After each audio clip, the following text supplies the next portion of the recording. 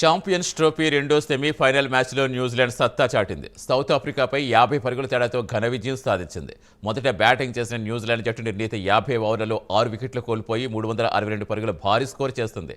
భారీ టార్గెట్ ఛేదించే క్రమంలో south Africa ఒత్తిడి తట్టుకోలేక వరుసగా వికెట్లు కోల్పోయింది. చివరకు సౌత్ ఆఫ్రికా జట్టు 50 ఓవర్లలో 312 పరుగులు చేస్తుంది.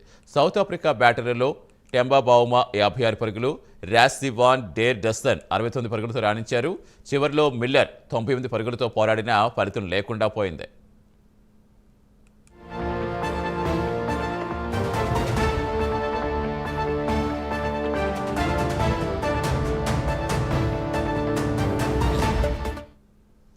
న్యూజిలాండ్ బౌలర్స్లో మిచెల్ సాంట్నర్ 3 వికెట్లతో చెలరేగక ఫిలిప్స్ హెన్సీ తలా 2 వికెట్లు తీశారు.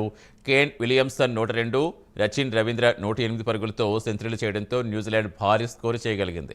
మరోవైపు డారెన్ మిచెల్ 49, ఫిలిప్స్ 49 పరుగులతో రాణించడంతో న్యూజిలాండ్ భారీ స్కోరు చేసింది. సౌత్ ఆఫ్రికా బౌలర్స్లో 3 వికెట్లు నిగిడి తీయగా రబడా 2 వికెట్లు పడగొట్టాడు. ఈ నెల 9న ఛాంపియన్ ట్రోఫీ ఫైనల్లో టీమిండియా భారత్ జట్టు తలపడనుంది.